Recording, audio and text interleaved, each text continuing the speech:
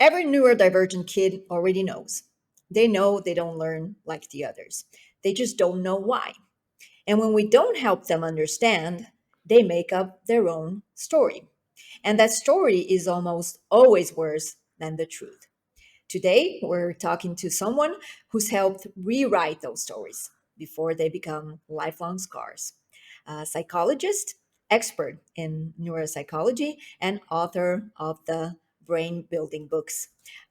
Please welcome the deeply thoughtful Dr. Liz Angoff. Hi, Dr. Liz. Welcome to the show. Hi, it's really nice to be here. Thank you for that kind introduction.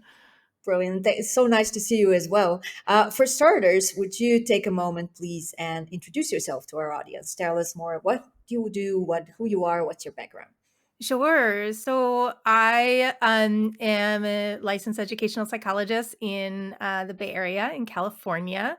And my training started as a classroom teacher, and I went on to become a school psychologist. And then I got additional training in school neuropsychology because I was really fascinated by the task of helping kids understand how their brains work.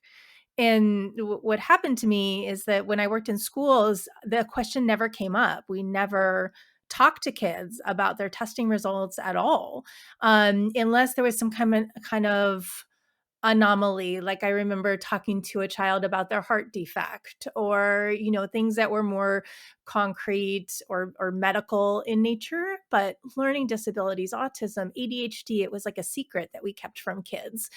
And when I went into private practice, that was the first time that a family actually said, this is so helpful to understand about our child. Can you tell our child?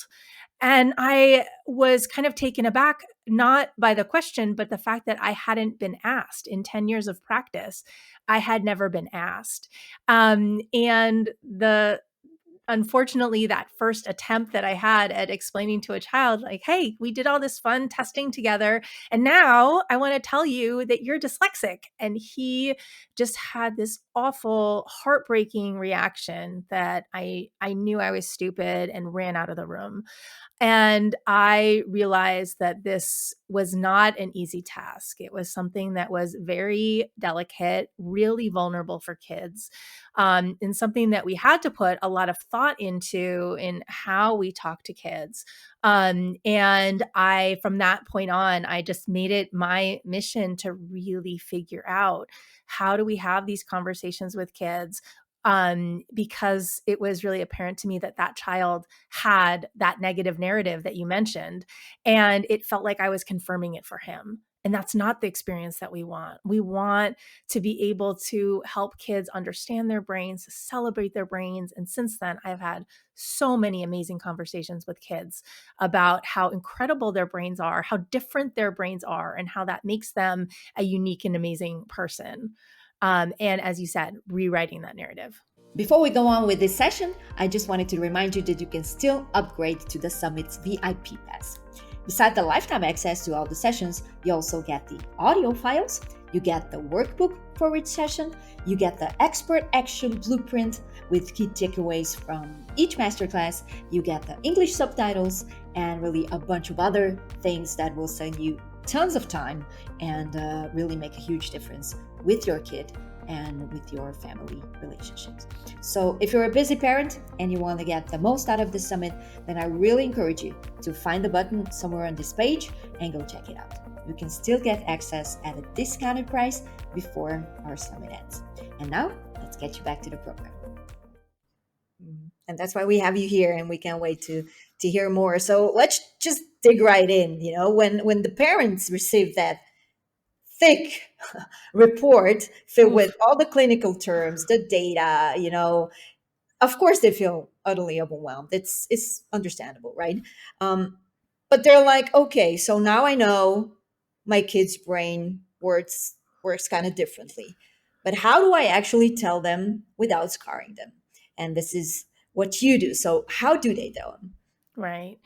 Well, I mean, the first thing is that, is really being able to understand that report as a parent, and I think it's an unfortunate artifact of our field that we write these very thick, jargony, pathologizing reports.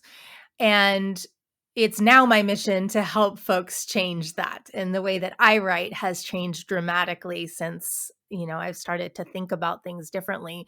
But what I tell parents who come to me when they've had their assessment elsewhere is that there are four things that you really need to understand before you start talking to your child. And you can literally take a piece of paper and fold it into four sections and make sure you can fill out the following areas. So, number one would be your child's strengths. Can you walk away from the assessment knowing my child has strengths in the following areas? And in that first box, can you list 3 to 5 clear strengths that came out of the assessment? And then the second box is the things that are more challenging or under development. And we'll talk about the metaphor that I use later, but we talk about things as under construction. And so, what are the things your child is working on, or where they might need support, or things that are harder for them? And I'm using very specific language here because in your report, it might say there are deficits in these areas. And we can reframe that as thinking, this is where my child needs support. And we want to figure out, and this is a challenge to the person who assessed your child, what are the top 3 to 5 areas that we want to look at? And I don't want it to be 10 different things. So we want to know, like, what's the most important things to really focus on. So I now have strengths, I have areas of need or support. And then the third box is the diagnosis. What is your child's diagnosis? I can't tell you how many parents walk away going, I know something's up, but I don't actually know, are they dyslexic or not? Like, are they like what is the name? So make sure you know the name of what we call it. And then again, 3 to 5 next steps. What are the supports? So we have these four areas: strengths, challenges, the name, and the supports. And if you understand that as a parent, now you have the plain language version of what you can share with your child. Because when we talk to your child, we're going to be talking about you have this unique profile. And your profile includes the things that your brain is really strong at, and it includes the places that we're going to give you support. There's a name for it. You are not alone. And here are some of the things we're going to do to help you on your journey. Wow, I love that. You make it sound so easy, Yeah. I'm wrapping my head around it, but it's brilliant. Um, okay, so we sit them down, we go through these four stages. What would you say is the one sentence you wish every parent, would start with? The first thing they should actually say out loud to their kid. I recommend that parents start with something to the effect of, I have learned a lot about how your brain works through the assessment you went through or from your teachers. Can I share that with you? And you're asking that as a question and asking permission because it shows your child, hey, I understand this could be something kind of vulnerable. And I want to give you some power in this discussion. I'm not going to sit you down and force you to digest all of this, but I'm asking your permission because you get to say yes or no. And if I've as soon as you've had enough, you get to say no and bow out. Because it can be a lot. And often the other thing that question does, it inspires curiosity in kids. When you say, hey, I've learned a lot. Is it okay if I share it with you? Most kids, 99.9% of the time, will go, really? What? Yeah, sure. I'm curious. And so it just sets the tone for that curiosity and discovery rather than I have some news to share, which is more ominous. Yeah, that's a brilliant start. Love that. Okay, so while the adults are still decoding the diagnosis, the child already kind of knows. They feel different. They just don't have the ability, the words to say it out loud. Mhm. Um, but if we don't help them make that sense of all of that, they make up their own story, like I said. What's the most common lie that kids start to believe about themselves when adults stay silent and hadn't spoken about it? What are Yeah, those? unfortunately, it's some version of I'm stupid or like I'm different in a bad way, whatever that is. And I have um so many kids who come in just feeling like nobody likes me or I can't. And that's the heartbreaking piece that comes into my office over and over again. And it's why it's really a process of helping kids to shift that narrative. Because, like you said, they know before we do, and they might not know hey, I have ADHD and that makes my brain different. They don't have the words for it, but they know that something is off and they're working really, really hard to meet expectations. Every child wants to meet the expectations of their environment, but a lot of kids just don't know how. And they look around and they see other kids somehow magically being able to do it and they assume something is wrong with me. And that's the lie. Something's wrong with me. Mm. And you've also worked with so many adults who are diagnosed later in life, and Mhm. almost every single one says the exactly same thing. I'm stupid. Nobody likes me. I thought I was lazy and stuff, but not for just a, a year, but for decades of this shame, self blame, guilt, living with the belief that there's really something wrong with them. So, Mhm. what Yeah, and does that's that? the other part of my story, right? That, as I went into private practice and out of the schools, that I worked with more and more adults, and I heard that story over and over that, like, wow, I had no idea that my brain just worked different. I thought I was stupid. I thought there was something wrong with me, and like you said, that story stayed with them for decades, and it became a core piece of their, self-identity, and exactly, exactly, and then to have that, like, moment of understanding through the assessment process in your 40s is it's just so late. It's important and it's amazing, and I've had incredible experiences with adults, and it's heartbreaking because it's just so late. Mm, imagine that. Now you talk about this beautiful metaphor, brain under constriction, right? Yes.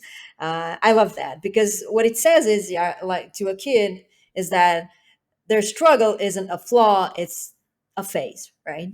So, Dr. Liz, what actually happens emotionally, neurologically, even maybe spiritually, when a child hears that for the first time and believes that phrase? It's interesting because there have definitely been those kind of made for movie moments when a kid, in my office is like, "I knew it. This is awesome. I'm so excited." And I know famous people who are ADHD or who are autistic or, like my grandfather is dyslexic and I've always loved him and there's like this joy and excitement. And so those moments happen, but more often than not, it's more subtle and quiet than that. It's like a sense of relief and feeling seen because kids will kind of shrug their shoulders and go, "Yeah, I know."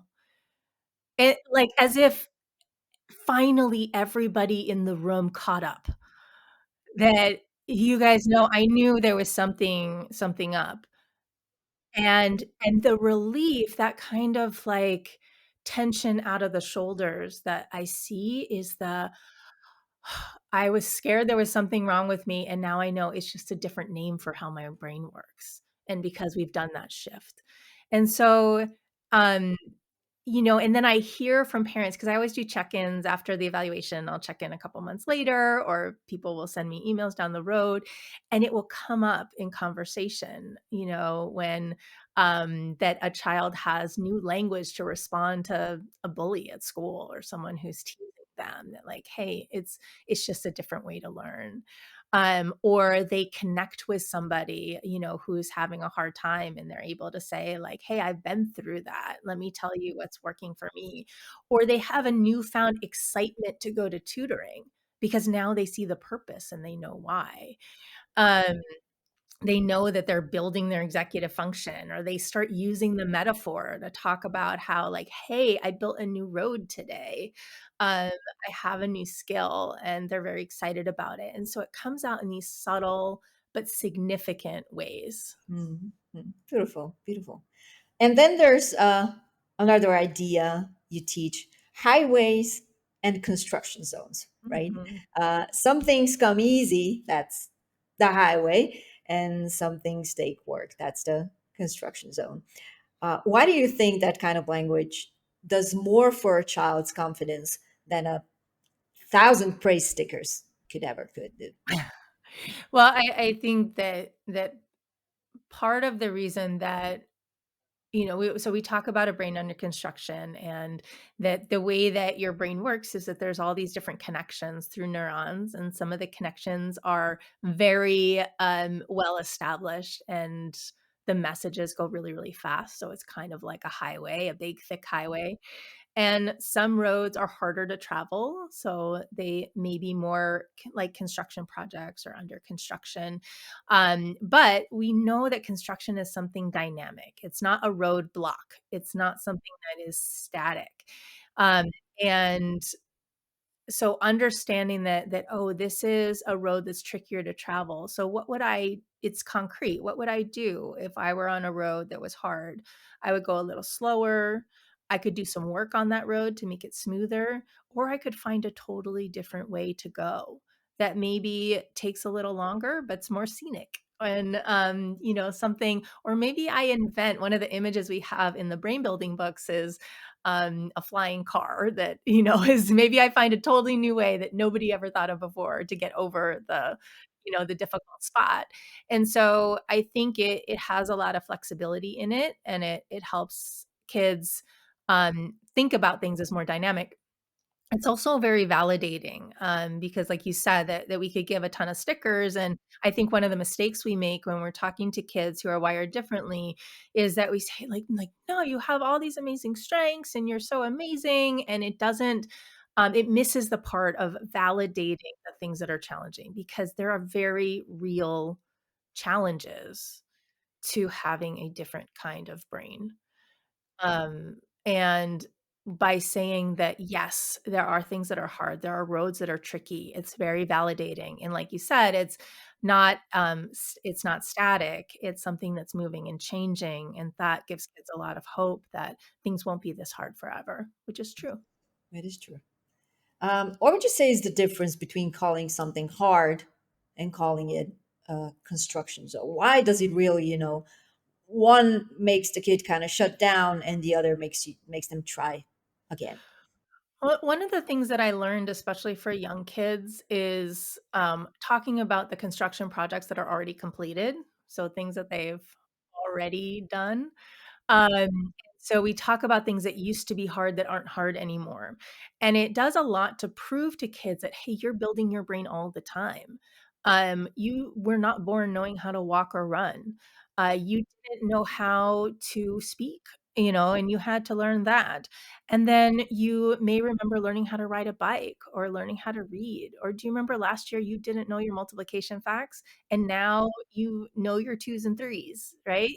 This is something that is that dynamicism that the construction metaphor kind of invokes, I think is really, really important. And there's concrete evidence for kids that their brain is growing and changing all the time. Right.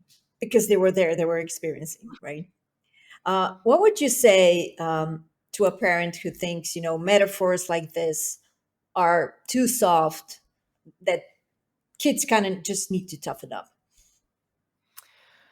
I I think kids need something that's accessible as a way to understand their world. And understanding their world as black and white, that either I'm good at something or bad at something, doesn't help them move forward. But understanding their world as there's things that I've built and worked really hard at, and there are things that are still things that I'm growing and changing in, um, really helps them move forward. I don't think it serves anybody to have to kind of bear down and say, "Okay, I'm awful at X." That doesn't that's a way to close doors really strongly, and, what we want for our kids is to have all the doors open so they can choose which one they wanna walk through. True, true. Couldn't agree more. Now let's talk about the actual word ADHD, because I know that a lot of parents don't even want to say it out loud. They're scared it will define their kid, or just become their label for a lifetime. But you Mhm. say that naming is actually powerful, right? What do you say to a parent who asks, but what if they use it as an excuse, the ADHD? Yeah, I usually lean into that question, and they probably will at some point, use it as an excuse. I can't. I have an ADHD brain, and I see it as a phase of a baby step to self-advocacy. What they're saying in that moment is if we approach that with curiosity, we can change that moment from a, "I'm closing my own door. I'm not gonna do that, it's too hard," to, like, "Oh, interesting. Yeah, ADHD might make this thing more difficult for you. So let's figure out what's the alternative road that you're gonna take." This is where metaphors become so helpful. Like, how can I help you to build that road? It looks like this is tricky. Tell me more about what's making this tricky for you, because you still have to make your lunch in the morning, or we still have to finish your homework, but tell me more about what's going on, and we'll figure out a way that it's gonna work better with your brain style, as opposed to, "I can't, I give up." And so, if we reframe using it as an excuse as trying out some self-advocacy, it really changes the frame for parents to see it differently and help kids to evolve that to true self-advocacy. Mm, mm. Brilliant step. Okay, another sensitive topic, medication, right? Mm, This one brings up so much guilt with parents, like fear, judgment. They say they don't want to drug their kid. They're worried. What if they won't feel themselves? Um, but you like to talk about meds as support, yes. not a fix, not a fix. So, what would you say is the most misunderstood thing about medication that you wish every parent knew, especially the ones who never wanted even to consider meds? Right. I mean, what's most misunderstood is that it's medication full stop. That's the answer, and we don't talk about it after that. And I actually, just published an article on medication and talking to kids about medication on explainingbrains.com, and working through all of this because there's just so many questions parents have, and what are the questions that I need to understand to really get medication, and then how do I explain that to my child, that it's a really complex piece. But the sum total of it is that we really think about medication as one tool in your toolbox. And there are lots and lots of tools that are helpful for ADHD. Medication is one that happens to be helpful for a lot of kids. It's not everybody's tool. It's not even everybody's primary tool, but it is one of many tools. I always work with families to try out some of the other tools first, like executive functioning coaching and getting feedback in the classroom, breaking things down into small chunks, bringing about kids' awareness, self-awareness of what their brain needs, really building those self-advocacy skills. These are all tools. Medication is another tool, and sometimes we can think of it as like a little booster stool that if kids can step up a little bit, they can reach the other interventions that might have been out of reach before. Another great metaphor, by the way. Oh, You said kids should be part of the conversation, not just told what to take, but included in how that actually feels for them. And I think that's really important because when we teach them, when we leave them out, we teach them kind of to tune out of everything, right? So tell us, how do you respond to a child who says, "I don't like how this meds make me feel," because parents usually panic at that moment. How to respond? so with curiosity, tell me more, and then would absolutely write down everything the child says and take it very seriously. That tell me, what your experience is, helping them to articulate it. And then let's bring this to the doctor and let them know and see. There are so many options for medication. There are so many things that differ when you go from one dose to another dose. There are short acting, there's long acting, there are different classes of medications. And so I put a lot of trust in kids, and I think it's really important that they develop a self awareness. And so, if they say something's off, I want to go deeper and figure out what that is, and take it very seriously and bring it right to the doctor. It's not saying like oh, medication is bad 100%. It's just saying what's happening right now is not the right fit, and so let's get more information. And I think it's a great practice that kids are really well informed and very involved in what's being done to their bodies. Include them, right? I think one of the biggest misconceptions is that these conversations around diagnosis or meds or whatever are like a one and done. Like you Mhm. get that diagnosis, you explain it once to a kid, you say something comforting, and that's it. But we know that, and any parent knows that that's not the way it works. So the questions are, keep on coming in, and our kids also change in the period of time. So when everything kind of keeps evolving, what would you say is the one steady thing that a parent can or should hold on to? This is where the metaphor has been really powerful, and I can say it as a parent as well as a practitioner, that being able to talk about how things are under construction, how we're building new highways all the time, how some roads are trickier to build than others, and, when your child starts evolving that metaphor too, I think it's really, really important, and it takes the pressure off of explaining everything to your child in that one moment. And so even if I just get to say, like, "Here are the strengths that that testing found, and here's one thing that we're gonna work with you on," then that's great, and that's what ADHD means right now. We don't have to explain everything to a child, it's just what's most relevant in this moment, and then when the next thing comes up, we get to say, "There's another thing I learned that I didn't share with you yet that I wanna share. Is that okay?" Um, and we can, keep going back and reinforcing, and it just gives a vocabulary for talking about things. And even my own child is now using that metaphor to talk about things that he notices in other kids, which is just such a compassionate way of thinking, like so and so doesn't even know his addition tables yet, or, his addition facts yet. And then I can say, "Oh, is that under construction? Yeah, I think that that's a really tricky road for so and so." And it's just like such an auto reframe that helps him see kids with just, as I said, compassion and understanding that we all show up differently. Mm, beautiful. Um, but a lot of times, and we're talking about parents here, it's not just the child who's struggling, it's also the parents. Because the child might be doing their best, but the parents keep on panicking like, what if my kid can't keep up? What if something happens? They don't realize everything is projected to a kiddo, right? Mhm. Everything what they're feeling.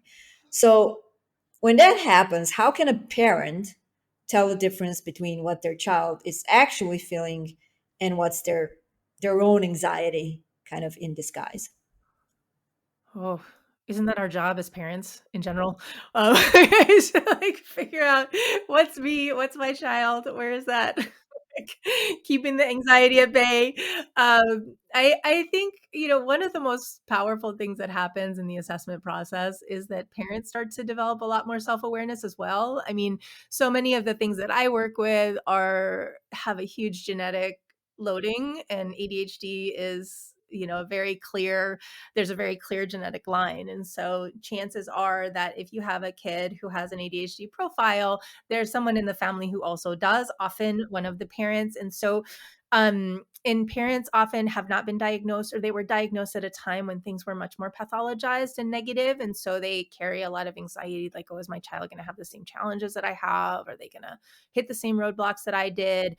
And so I think that the more awareness you have as an adult and a parent of kind of how my brain works, where that works with the way that my child's brain works, and where we might clash because of our brain styles, um, really helps to start to differentiate, like, okay, like, where I'm bringing my own past into this.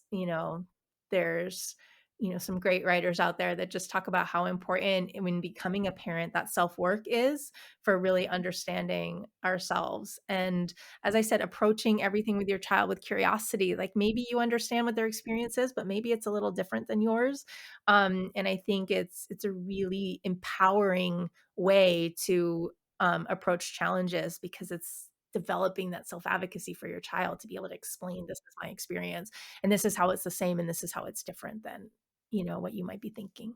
True, true. And let's go into the moment where the heartbreaking moment, really, when a child has a rough day and Mm. they they start saying, "I'm stupid, I suck at everything, I'll never get it right," and stuff like that. In that moment, the parent just wants to fix it, right? That's our initial. But what would you say is the worst thing a parent can say or do, even if they mean well?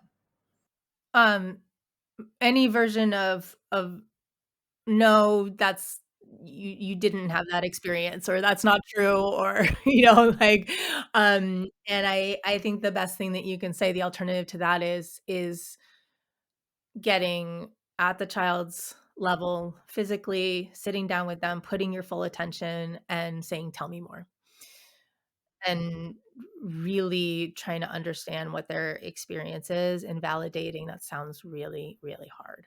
Mm. Mm. Dr. Liz, what would you say? What does real belonging feel like to a 9-year old, let's say, trying to make a sense of why they feel different every day? I think belonging feels like being seen, and that's both being seen for the ways that I shine as in my 9-year-old self, and the things that are hard, but being seen in how hard I'm working to meet those expectations. What would you say is the cost, um, the lifelong cost of not having those important conversations? Not just today, but 5 years from now, 10 years from now. What's the price of not talking to our kids about this? I think the longer we wait, the more entrenched that negative self-identity becomes. Becomes kind of a fact rather than a feeling or an inkling. Kids when they're young, even teenagers, it's natural to have that inkling that something's different, maybe something's wrong. But the longer we wait, the more that inkling or feeling becomes like, well, it must be true, it must be fact. And then that's really hard to unwrite or rewrite as you get older. And so I think that's really the cost. But when we, really celebrate kids' differences, and really help them feel seen, that has the benefit of that positive narrative that I'm different and that's okay. Yeah, yeah. Okay, I have a couple of rapid fire questions still for you. Ready? Okay. The first one is, what's a lie we keep telling neurodivergent kids to help adults comfortable? That was a hard one. I think, they'll grow out of it. That this is just a phase, as opposed to, that you have a child whose brain works differently, and there will be things that are challenging about that, and I think that's every parent's biggest fear, that my child will face challenges. And so just, I think that's one of the lies that we tell, that is serves adults to help them feel better, but at the end of the day, that validation and leaning in is the best we can do for our kids. Sure. What's the silent pressure most parents are under, but too ashamed to name?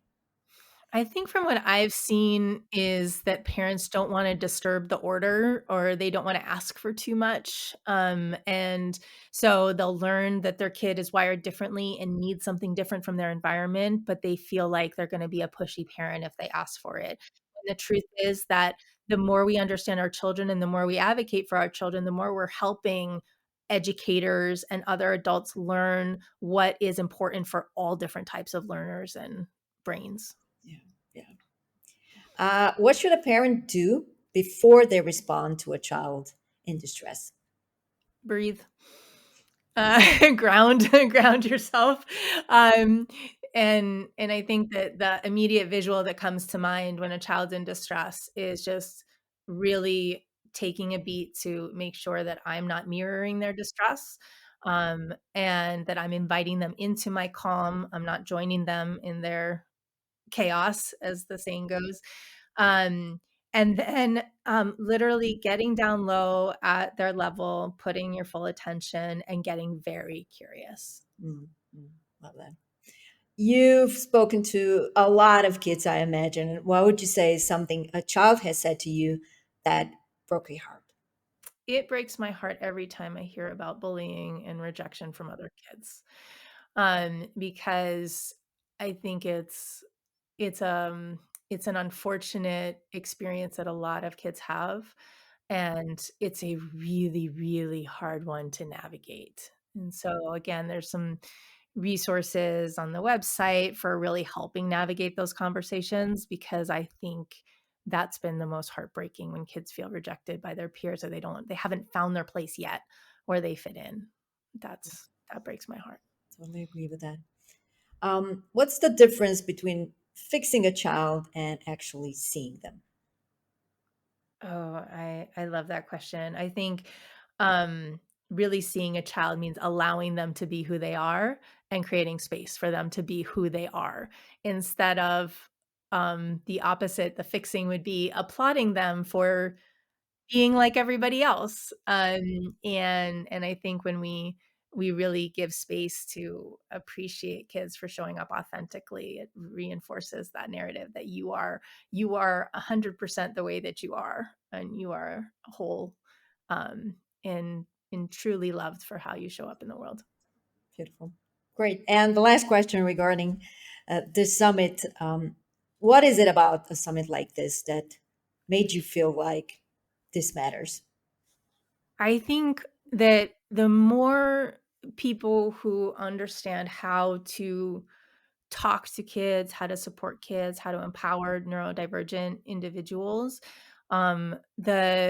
the more that these kids are going to experience the world in that positive way, and they're going to get those positive messages, um, to counter the inevitable negative messages that we get from the world. But the more that we can put the balance on those positive messages, and the more people have language. I mean, my mission, and the mission of explaining brains is really to help give people vocabulary to talk to kids about this and the language to really empower them. So I'm hopeful that talks like this and the other talks during the summit will really help give adults those words. Brilliant. And thank you for, that um, for showing us that the right words at the right time can transform a child's entire story about themselves. Thank you so much for joining us. Thank you. This has been really fun. Appreciate it. Take care. Are you loving the advice and insights you're getting? Well, you can get lifetime access to all the summit session when you upgrade your ticket to the VIP pass. This means you're not only getting unlimited access to the sessions, you will also unlock the audio version of the entire summit, expert action blueprint with key takeaways and action steps, English subtitles, and a brilliant workbook that will help you implement everything that you get. You see, the VIP Pass is purposely designed to help you digest all of the content from the summit and implement this advice in your own life. And as you know, the internet is flooded with advice about ADHD. But how much of it actually comes from credible sources? How many times have you been led astray by unknown or unverified advice? Well, unlimited access to the entire summit is a place where information is not only just abundant, it's also trustworthy. So if you want to be confident in the ADHD strategies every step of the way, then I think this is a place to start. I'm totally positive that you're going to love the VIP Pass and all of the valuable resources that we have created for you. It's like having a personal library of expert knowledge right in your pocket. And here's the best part. If for any reason at all you don't love it, we'll refund you in full. No questions asked. So you really have nothing to lose. Grab your VIP Pass now and don't miss this opportunity.